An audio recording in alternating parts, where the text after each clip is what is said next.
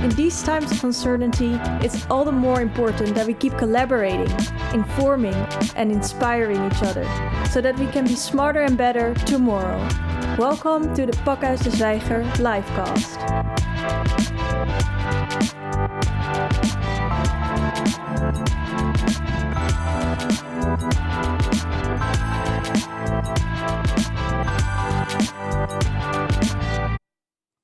Good afternoon and a very warm welcome to you from Pakhuis de Zwijger.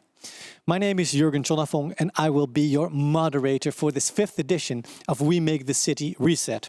Because, as we know, our world has been turned upside down. The streets are empty, and behind this seeming tranquility there's a storm raging through our values and through our structures. Can we use this moment maybe to think about a complete reset? How can we restructure existing dysfunctional systems? Well, in this series, we will showcase the perspectives of a variety of thinkers who will reflect on this present-day situation. They will do that through the lens of their own area of expertise, but they will also include an emphasis on the creative industry. What part can they play in developing new ideas for future?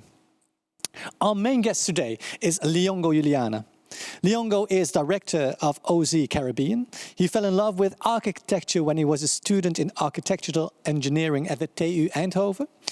And for Lyongo, architecture is not just about making locations more beautiful or more in balance. It is about creating people's experiences.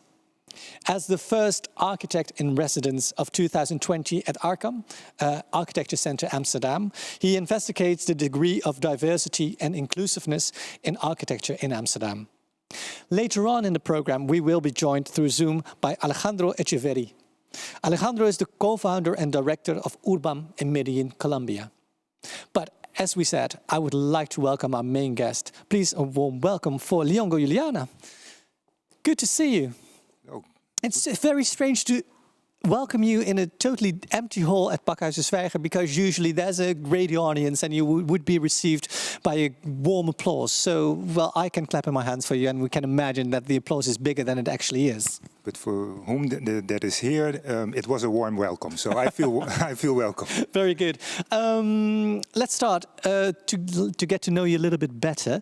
Your love for architecture, can you still remember when that existed, was created and happened? Actually, it's around when I was 16 years old, I figured out that what I wanted to do with my life is make buildings, make things. Why? Where did it come from? That I don't know. I think, I don't know. I have uncles that are contractors, but yeah, maybe out of that, I have no idea, because neither of my parents is involved in architecture. We'll talk about that a little bit later in depth, but what I also wonder, what I said in my introduction, what does diversity and inclusivity have to do with architecture? It has to do a lot with architecture. Architecture, it has to be inclusive. I mean, especially if you're dealing with urban space, it has to be for everybody. I mean, systems that exclude don't have a long lifespan. You can do that for a certain amount of time, but in the end, it will create a friction, and that friction will continue and grow, and it will force a change. And it's better as an architect to be inclusive from the beginning. I think that is something that is really a necessity, something that needs more attention in architecture. Yeah, well, what that inclusivity means in architecture and how we could develop that in future, we will talk about later. And our final question before I give you the floor is, you're an architect in residence, the first architect in residence of 2020. What does that mean? What is your task? My task is to do research on a certain topic. My topic is diversity and inclusiveness in architecture. So, and I subdivided that in 3 sub-teams, and one of them is the public space.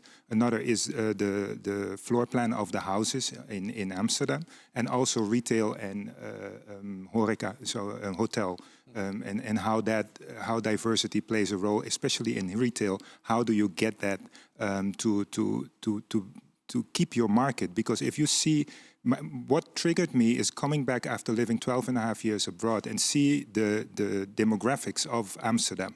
And there you see that we only have minorities in Amsterdam. Yeah. And that you don't see back in a lot of our institutions, in a lot of our work.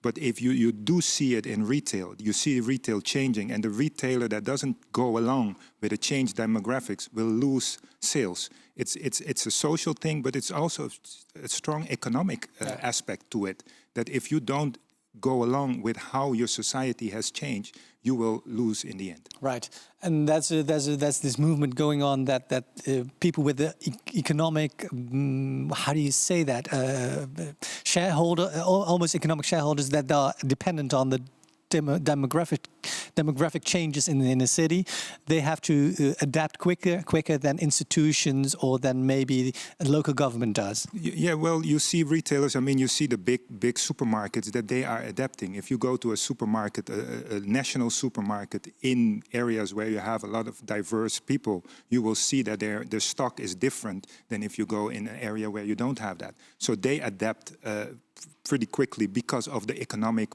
pressure, because I don't think in general that they are much more diverse in their thinking, maybe not as yet. I hope it is, but I think it's an economic factor that stimulates that. Great. We will talk about that as well, and we will also talk about the pressure that we probably could experience this summer in the public spaces of Amsterdam, because the fact that we're not leaving the country probably will put pressure on our public spaces. I think so, yes. In that case, the floor is yours, and I'm looking forward to your presentation. Thank you. Thank you.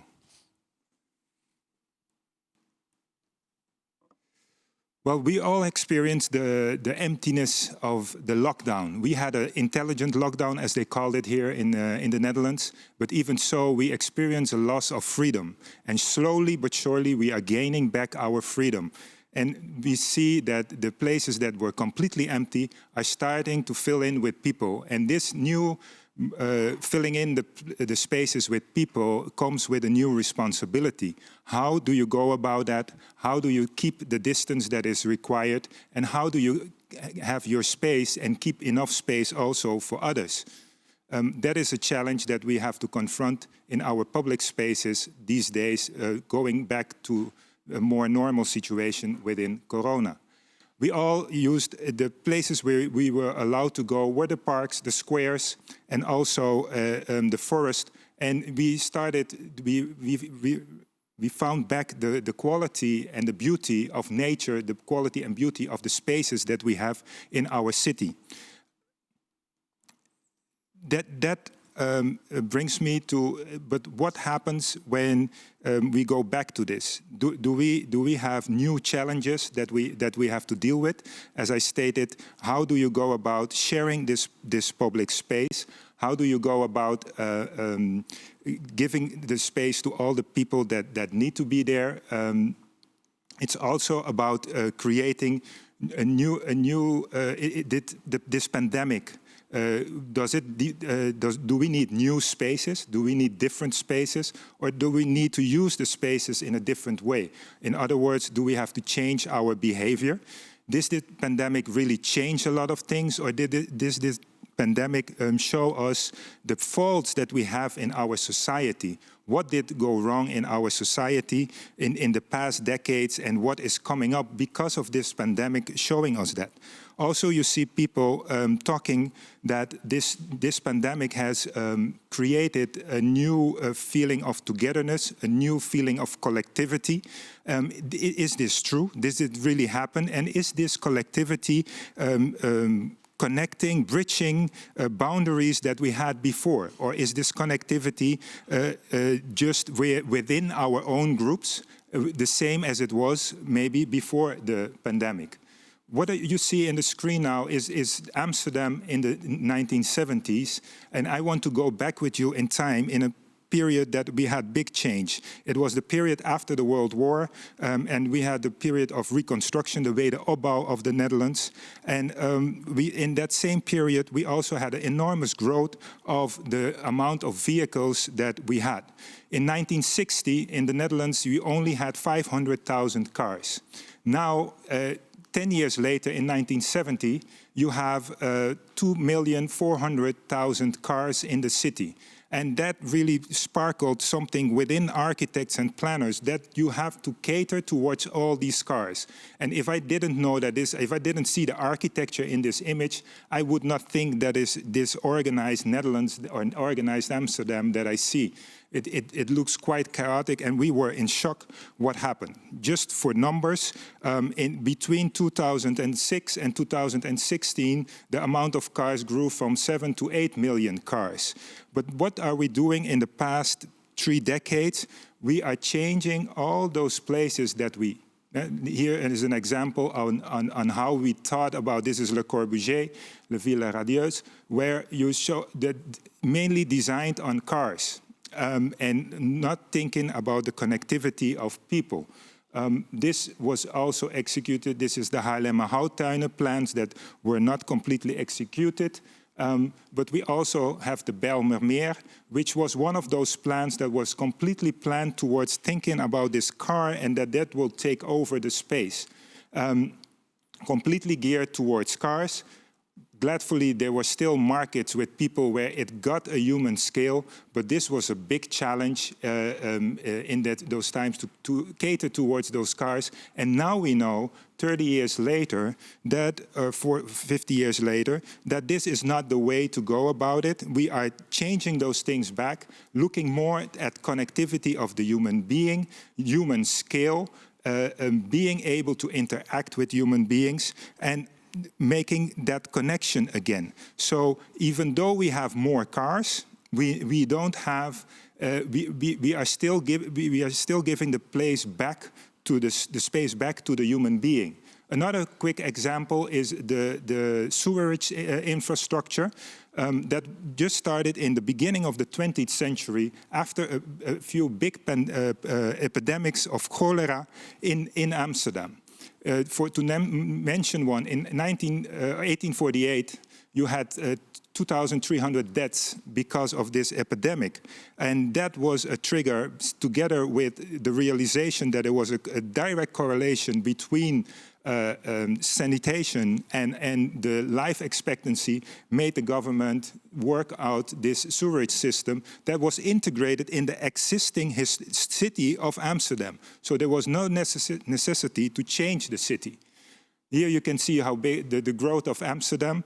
2,300 deaths in 1848 was 1% of the population, which would mean in this time that you would have 9,000 deaths. And we not even in the total country, we are under 6,000 deaths with the pandemic of COVID.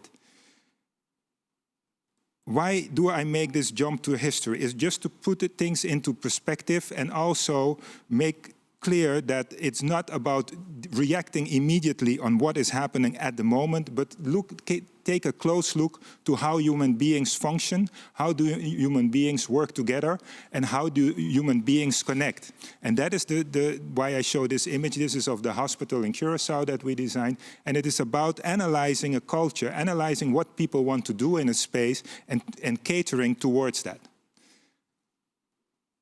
What triggered me also in these past weeks is looking at the news. I try to only look at the news once, and what I see is a lot of, I don't see a balanced projection of the society within this newscast. I show this image. These are migrants from Morocco, most probably, as I see, in the 60s, 70s, talking to Van Agt, a former prime minister of the Netherlands. And I'm very curious to know how people that migrated, how do they deal with this change? Because migration, it literally means that you have to change, because you come in this new culture, you have to adapt. And how do they deal with this new adaptation? Because probably they can teach us something about that. If I put that together and looking at the news, I also saw someone from Beter Buren, which is an organization that mediates between people, neighbors that have a conflict. And there was a complaint about food that didn't smell Dutch. And then I start wondering, what is Dutch food and what is a Dutch food smell? And isn't Dutch food smell all the food that is produced by Dutch people? And if you go past all the houses in the Netherlands, I think you get a great mixture of smells. Another aspect is how do we deal with each other? They are talking about the new 1.5 meter culture, the way of communicating, but we had about the social distancing, which I rather not use. I want to talk about physical distancing.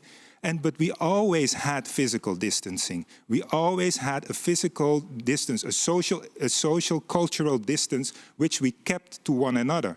And we have to still respect that distance, going from one culture to another. So when you're traveling a lot, you realize that different cultures have different distances.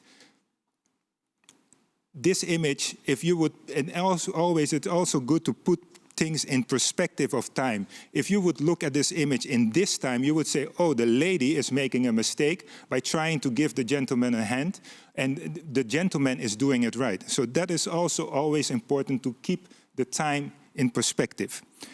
Another aspect is that we do dealing with space, what we do in the Netherlands, because we want to make buildings as cheap as possible, a lot of times we have narrowed down spaces, making them smaller than the necessary space that you need. This is a gallery of a flat apartment building, which you have to pass through the space of someone else if you want to cross each other. Has nothing to do with Corona, but I hope that because of Corona we can change these.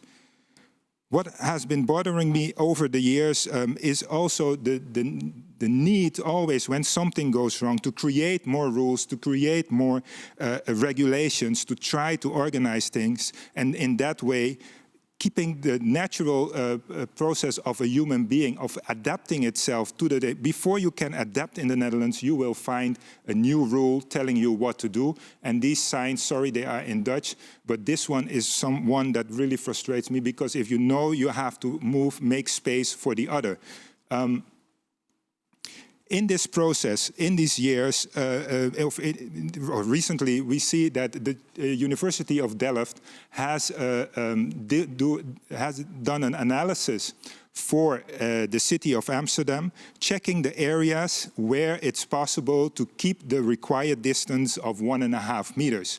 And the red ones is the ones where that is not possible. And I must add immediately, not possible on the sidewalks. And here the creative part comes in, because it's very dangerous to show this map without the explanation, because this means that we have to be creative with the use of space and trying to use the space in a different way, because who says that the car has to be the most important one on the street? It can be a shared street where the human being can walk in the street and the car also is there. So that is something that we have to look at.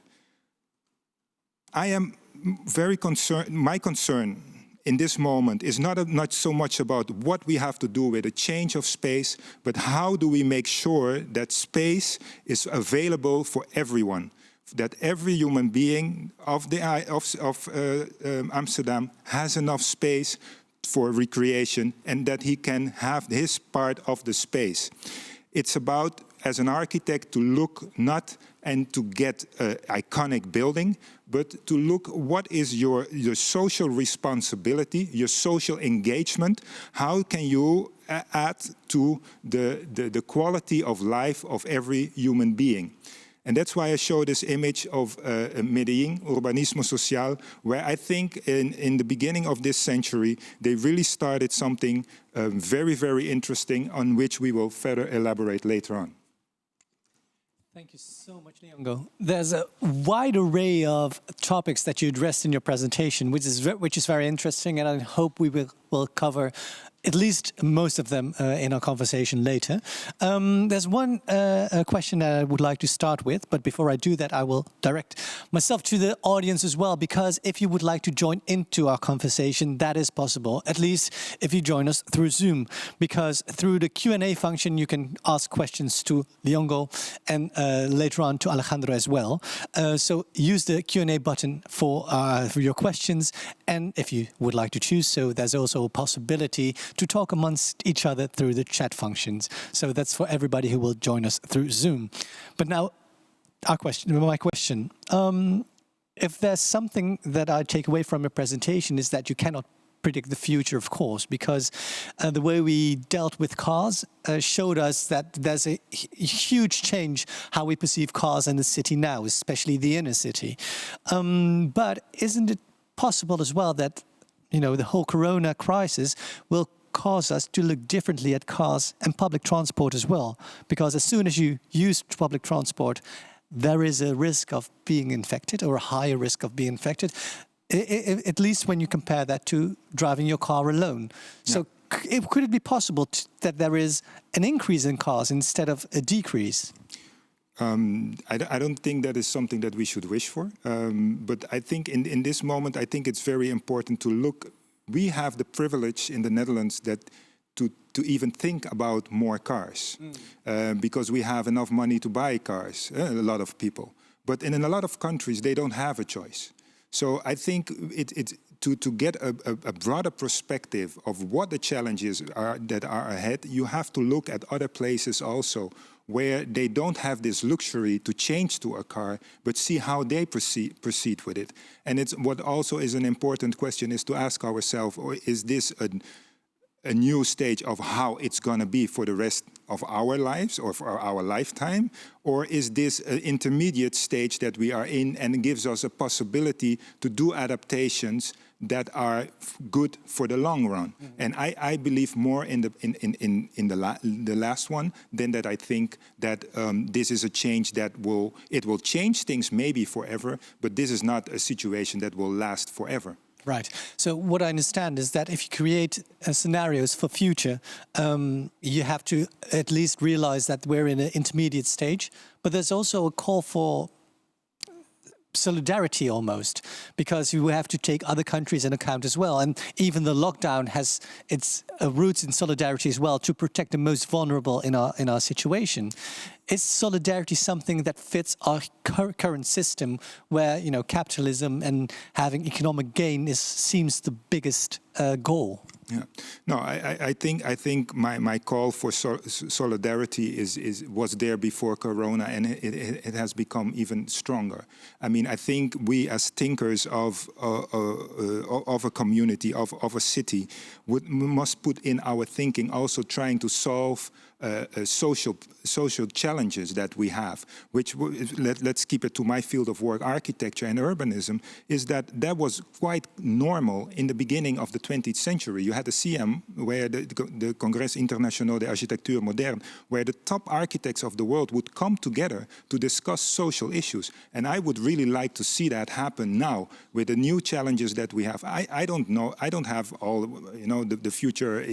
I don't know how it's going to be, but I think it would be very good to, as architects, to try to think about what can we do to help to solve the social issues that we have. Right, to have a broader perspective in that sense. Definitely. Yes. Those challenges or problems, if you could say so, will arise this summer as well if nobody's allowed to go abroad for their summer holidays, and public spaces in the city here in Amsterdam will have more people to deal with.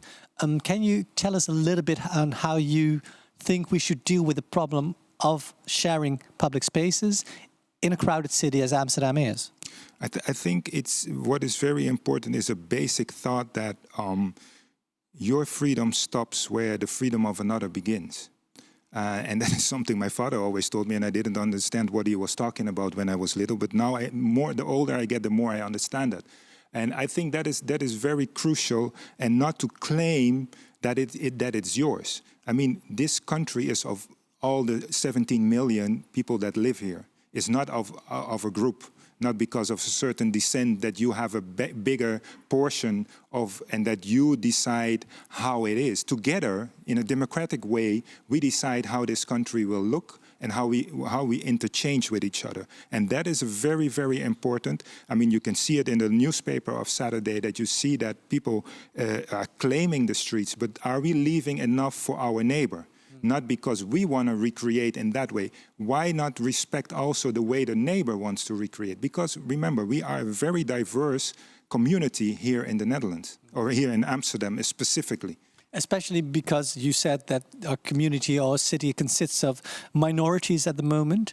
How can you take the different needs of all kinds of minorities into account, because even Dutch-born and bred people are belonging to a minority because they're not the majority anymore. How can you take all those different needs in account?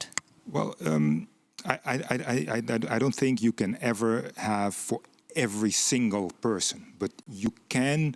The challenge is not to, if you realize that you live in a bubble. We all live in a bubble. Mm-hmm. And if you look at the architect's bubble here in Amsterdam, it's a quite wide bubble.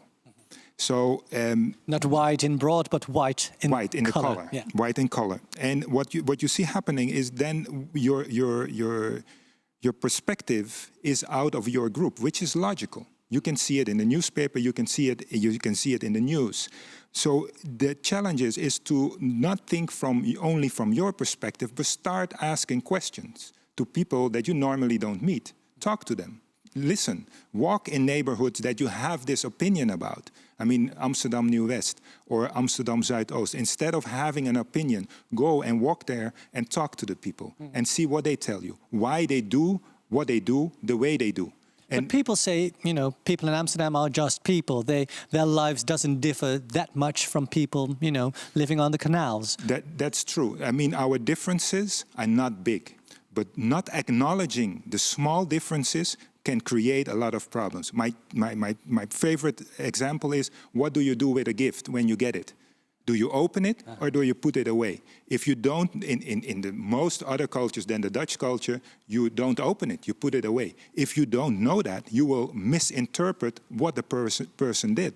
And that counts for both sides. Right. So it's about communicating with each other, trying to understand where someone's action is coming from, and there's limits to that. And you don't need to understand everything. And there's certain things that we say, okay, this is how we want to do it in this country. This is what we decided together, and this is how we want to do it. But to get there, we have to, as architects especially, I think we have to listen much more to the end user instead to listen only to the developer, but also and the end user. What do the people want to do in their home? What do they want to do in their public space? And can we cater towards that without creating a problem for others? And the key takeaway from your statement is communicate, so decide that together, not one group that determines how space or houses should be used, but in communication do that together.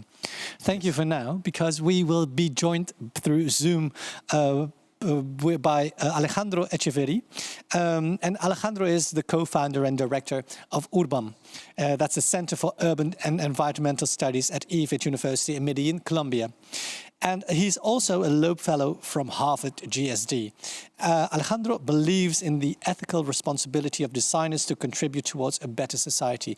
We will check whether he's here. Alejandro, are you there?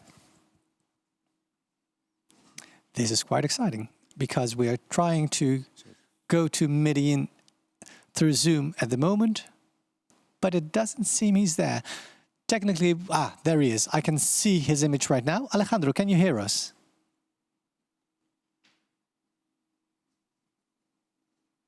Hello, Alejandro. Well, they'll probably try and solve it upstairs with the technicians. In the meantime, I've got another question to you as well. In the sense of the newspaper Parool published an article about the city of Utrecht.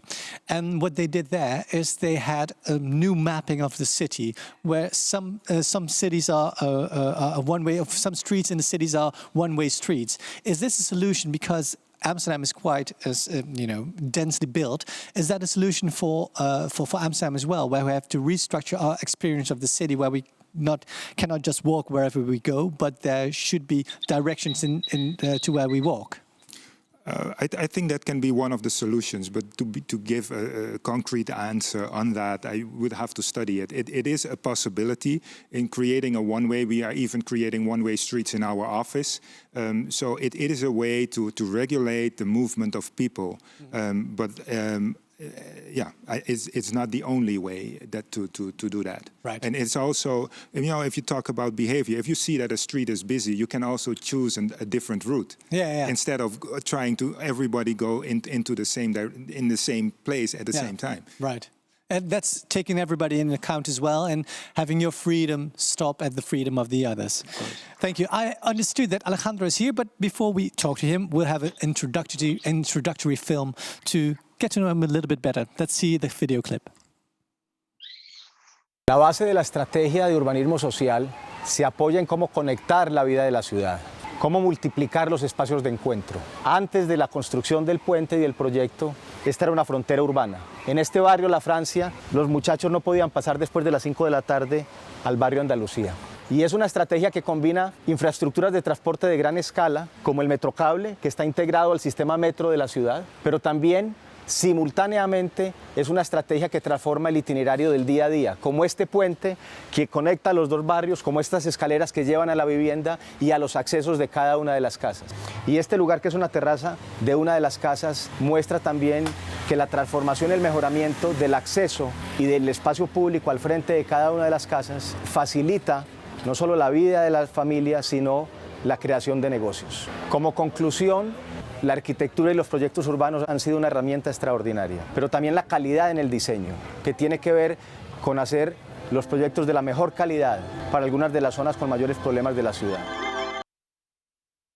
Alejandro, thank you for joining us through Zoom. How's the situation at the moment in Medellin? Hi, Jorgen, and hi, Lyongo. Thank you for the invitation. And yes, this is, in general, this is a very strange moment. Many things are changing every day. I imagine you in your minds every night have a new questions and so on. So in Medellin, like many others Latin American and global South cities, we expose the problems of inequality. We expose this condition of precarious habitat in some parts of the cities and so on. But at the same time, Colombia, Medellin, if you could say that, is doing okay. So we anticipate some other places and countries in Latin America. And the situation in Medellin is better than other cities in the rural areas and small towns in Colombia. So we are trying to follow and to see the future, but the situation is complex. I can imagine, because like everywhere, I imagine. The situation everywhere is complex. Medellin went to a great transformation as well, where it went to explosive growth and had to deal with social issues as well. We'll talk about that a little bit later, but first I would like to ask you, you also heard the presentation that Lyongo gave. What is your first reaction to the wide array of topics that he addressed? No, we are. First is that we share many things, even if we are in different contexts, but at the same time, we have as well different condition in Colombia and in Medellin. So this idea that inclusiveness and to work against the inequality and to try to innovate and to give perspective and new ideas related to the diversity is very, very important in terms of everything. But we are talking about architecture and urban design and cities. So the biggest challenge, I agree with Lyongo, and I met him many years ago in Curaçao, working in the Caribbean and trying to share some ideas that we developed with the social urbanism strategy in Medellin. So this idea, how we could put together things and how could anticipate and create a more inclusive space and just city is very important for us. And I think it still be a challenge in Medellin, but we are moving forward in that perspective. Right. One of the main focuses on social urbanism are the barrios, the neighborhoods. What we see here in Amsterdam is that the city center has been taken over by not inhabitants, mostly, very often by tourists, not only. But is there a way for Amsterdam to get inspired by the barrios of Medellin to create a new sense of belonging in a post-pandemic world here in Amsterdam? I think we could share together. We learned a lot from Amsterdam too. But of course, this idea, one thing that I found really beautiful in this moment is that these expressions of solidarity. You see the resilience capacity in Medellin. It came from the local territories, came from the barrios, came from these local condition and local leaders. So these platforms of solidarity, this amount of dialogues that could connect people that help each other, is in our history have been very, very important. In our crisis that we have in the 80s and 90s. This was the most important thing. So we learned from that, and we're trying to help in terms when we were in the government, and now from our initiative and center, we're trying to connect and to increase the local capacity, but at the same time to learn from them. So this idea of multiple dialogues to build collaborative spaces and innovative responses is very important, and to link different perspectives. So I think we could share, and of course we could learn from you, and at the same time we could share some experiences. We just saw an image of the seaside almost. Can you explain to us what we saw? See, this image is one of our most emblematic interventions. Is a public space in the barrio Santo Domingo that is up on the hills of Medellin. You know that Medellin is an urban valley, and we are located in the territory of mountains. So the hills and so on are very are our DNA in some way. So you see the cable car, the columns of the cable car, a new public space, and on the right a library part. So this idea to transform the spaces, to reconquist the spaces for the people was very important, because in the 90s and 80s, we lost the public space and the confidence to go out to the streets, because the streets were taken from the militias. So this idea to reconnect society and to give confidence to them is really, really important. And the meaning of the public space for us is and was one of the key issues to transform the narrative of the city. Right. Thank you so much. There's a question through Zoom by René Dalmeijer, and he writes, in my perception, in most cases, public space in the Netherlands is primarily used for traffic, cars, bicycle, etc., but not for social interaction. You see the difference between how we use space here and how we use space in other countries. How do you compare that to other countries? I would like to ask you that in a moment, Alejandro, as well. But first, Lyongo, the public space in Holland is not very often used, in the perception of René, for social interaction. Do you agree with that? Partially. Of course, you know, countries like Spain and Italy, which are closer, really have like a square culture, a culture of going out to the squares. I mean, going out to the boulevards. That is something that we in the Netherlands don't know as much. We have a very negative connotation towards youngsters being on the street, hangjongeren, and even there we make the difference depending on which background they have. But that, I mean, I know from I grew up in Curacao, and there we have a saying that we're going to watch the street. And that means that you go out and you just stand on the corner or on a square, and then you see who passes by, and you interact with the people that are there and also people that pass by. So that, in that sense, yes, I think that's something that we can learn, and that's something that we are learning in this time forcefully, because that is the only basically entertainment that we have, is going out to the streets without a reason. In the Netherlands, it's always important to have a reason to go somewhere. Yeah.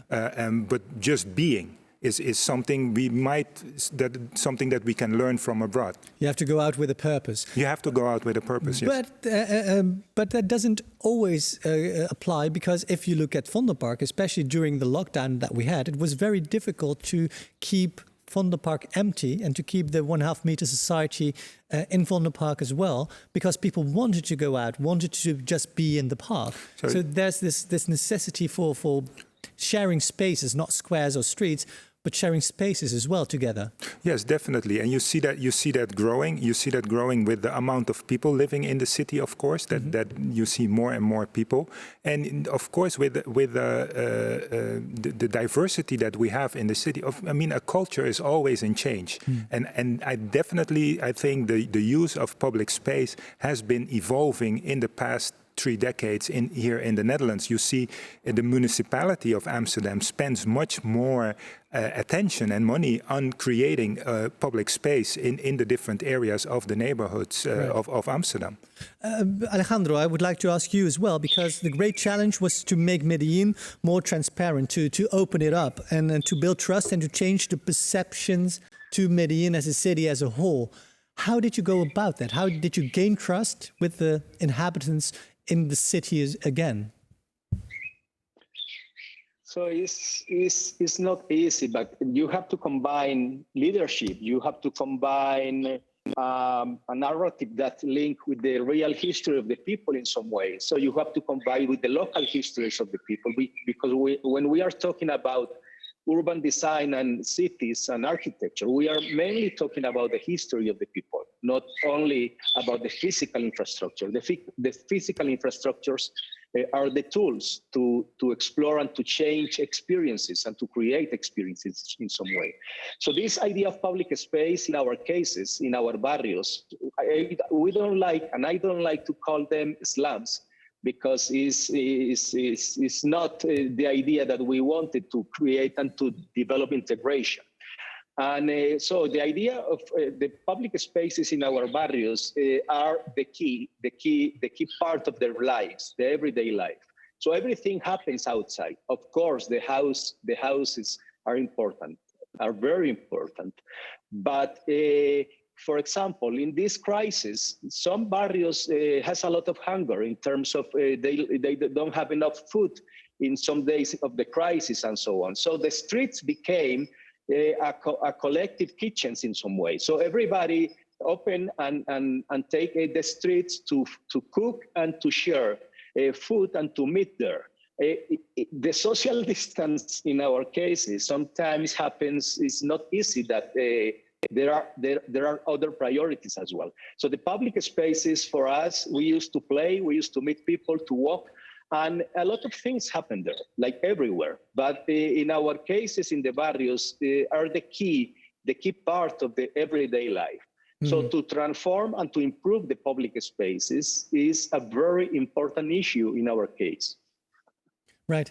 Is that a thing that we could take away for Amsterdam as well? Because I've got the impression, Lyongo, that Amsterdammers have lost trust in the city, do not consider it as their own anymore.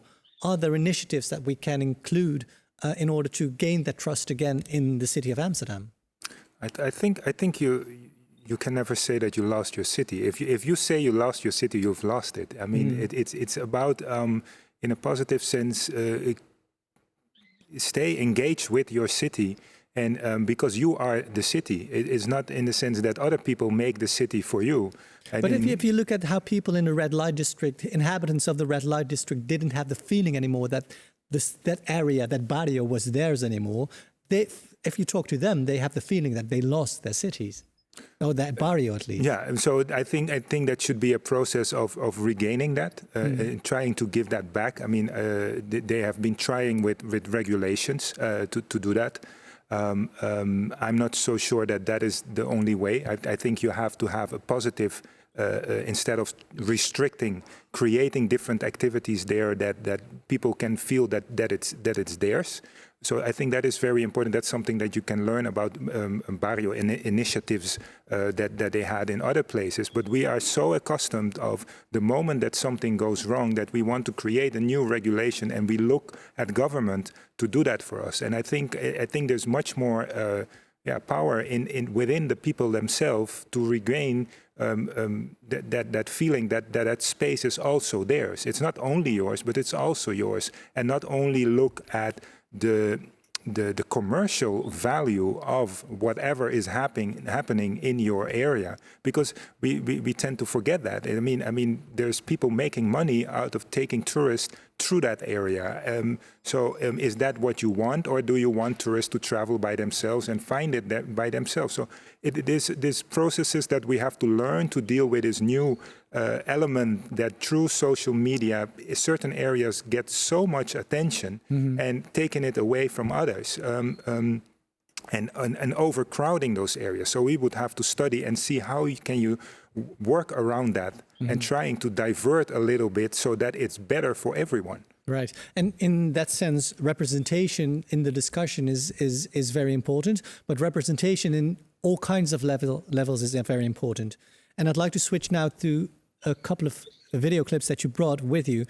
And the first one, can you introduce that to us? Because that's a compilation of the news that we see here in Holland, right? Yeah, well, maybe the people should look at it. It was an observation I made, and I had someone compile the news of 1 week between the 12th of April and the 18th of April. But it could have been any week. And the topic was mainly Corona. The topic was mainly Corona, but to me it was not about the topic. Right, let's have a look. De opgave waar we voor staan is heel groot. En we moeten dit echt met 17 miljoen mensen doen. Goedenavond.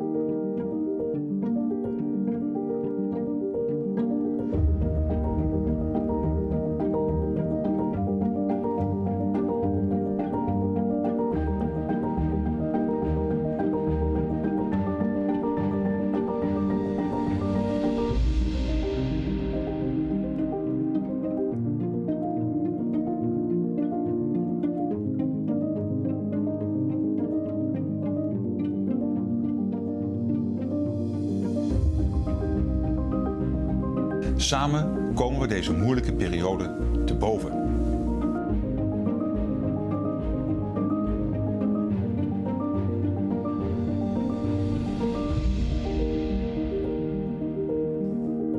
To be part of society, we have to be represented as well. That's the Dutch quote that we see on screen. Wasn't there enough representation for your taste or for your opinion? That's what people ask if, they would just see the film without any context. In my context, the representation was very limited, and that was purely looking at the image. I saw the news during that week, and it's what we missed, and we see it changing slowly. Is even a different perspective was in the beginning not even possible to give a different perspective to the reality that we see. What we have to realize that there are many realities happening at the same time, and what I missed is also the perspective, as I said in my presentation, of the person with the immigration background in this society. Is that person not present? Is he not there? Don't we have professionals with that background? In what way do you think that their perception of this crisis would differ from just the regular inhabitant that has been here for generations, whose family has been here for generations? In what way do you think that perception would be different? Well, I think if you have had experienced major changes in your life and have had to deal with setbacks, that forms you as a human being, and that gives you a certain resilience to adapt to a new situation. I mean, if you take, for instance, islands in the Caribbean that have hurricanes, I mean, an island like St. Martin that every 10, 15 years they get a major hurricane and everything is gone, and then you have to build up. So that is you get to deal with a different way. If you have a power outage in the Netherlands, people get completely hysterical. Oh, what happened? I mean, there's many people that if you go to other countries, and often with a lot of migrants do, then you realize that, hey, life goes on, and you find another way to deal with it, and trying to find a solution. So not waiting for a new regulation, before you can do something, but use your creativity. and try to come with a solution for whatever you need at that moment. And that solution should include different kinds of perspectives from different backgrounds in order to do what, actually? In order to get that inclusiveness that we are looking for. And why is inclusiveness important? Because if you don't have inclusiveness, you will get, in the end, that is like a tension, and it will burst one day. I mean, we are living here with nearly 1,800,000 people, over 800,000 people in this city, and we have to cater towards everyone. We cannot exclude people. I mean, if our prime minister tells us that this is a challenge that we have to deal with, all 17 million of us, then you cannot exclude 25%. You have to feel included, right, to feel part of it. If you never seen in news, if you never see someone that looks like you, yeah, and maybe that's one thing. That's a little bit, but it also things like you that you think, okay, but so my thinking is not so strange. There are more people that think the way I think. Because that reverts back to the solidarity that you talked about. That if we have to be more, if there has to be more solidarity with each other in order to share the limited space that we have to include everybody's voice, and that's why that's important. Yeah.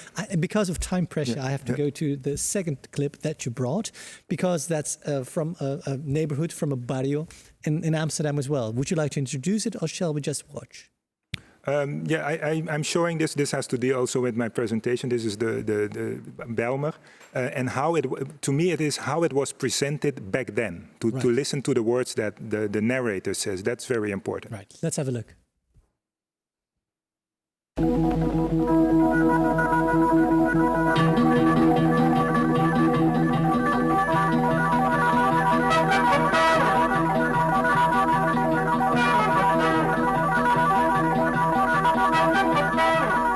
Amsterdam, Bijlmermeer. Stad in hoog- en laagbouw. Woningbedwoningen. Stad gebouwd voor de toekomst. De Noord-Bijlmer voor circa 50.000 mensen. De Zuid-Bijlmer voor 30.000 mensen. Te bouwen tussen 1974 en 1985.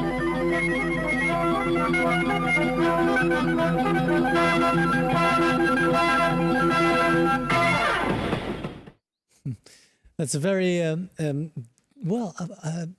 optimistic view on the Bijlmer. And if I understood correctly, the functions in the Bijlmer were separated. So there was one layer that was geared towards cars and towards transportation. There was one layer geared to pedestrians. And what they experienced is that the separation of all these kinds of functions didn't work that well. Am I correct in that? Yeah, that's correct. It went even further. There's also a separation of functions. So where you had housing, you had only housing, and where you had shops, you had only shops, basically. Mm-hmm. And what makes city interesting is that mix of functions, and also the mix of because the philosophy behind, let's say, separating the cars and the pedestrians was to have safe walkways for children and for everyone, and also the safe bicycle lanes. But in the end, it created that separation did what they didn't think it was the social part that we need as human beings, of interaction with one another. And also the ground floor level, because it was very often not occupied. So the social security in that barrio, in that neighborhood of Zuidoost was lacking, and also very anonymous spaces where you had no social control. So that created spaces that were sometimes unpleasant and even dangerous at times. They spend a lot of energy and money as well in revamping the area. Yes. They tore down the big, apartment buildings, and they replaced it with lower level housing. Did they succeed into mixing those functions again and to create a more inhabitable area? I think Zuidoost improved enormously. I do find it a pity that they did not spend more time in trying to refurbish maybe more of the buildings, because there are ways also to deal with that in a different way. And we went back to a very safe situation, that we created the low-rise housing that we knew in the Netherlands. And I hope, that we don't do the same thing now. That let's say in this pandemic that we rethink certain things and don't go back to what has proven right in the past, because not necessarily that has to be right for the future. But experiment has also the risk of failure. Definitely, yes. So do you think that we should experiment with the risk of failure? Because the experiment in the Bijlmer was separating functions, and it proved to be not that successful. Yeah, well, that is the challenge of designers, is because only doing what they did in the past is not the answer. It's a good mix of learning from the past and thinking of the future. I think that's the balance you have to look for, and that is very. I mean, in our field of work, you don't have guarantees, but I think if a design comes from a truer understanding of the past, a truer understanding of the needs of a human being, your chances for failure are much smaller. Right. And the problem of the Bijlmer was a very one-dimensional focus, right. and that is what we have to. That's why I use this video, is to don't get into a one-dimensional focus now of only that 1.5 meter society, right. because our society is much more than just keeping that distance. Our society consists of many, many layers, and simplifying that will create the challenges. Right.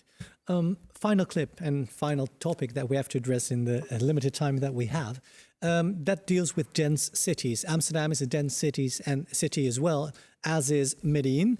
And when we have to deal with explosive growth, probably, that in not too long we'll have 1 million inhabitants, and the city decided not to expand, but to have more dense cities. Let's watch the video clip first, and then we'll talk with Alejandro as well. Gewoon eens even een filmpje maken. Density.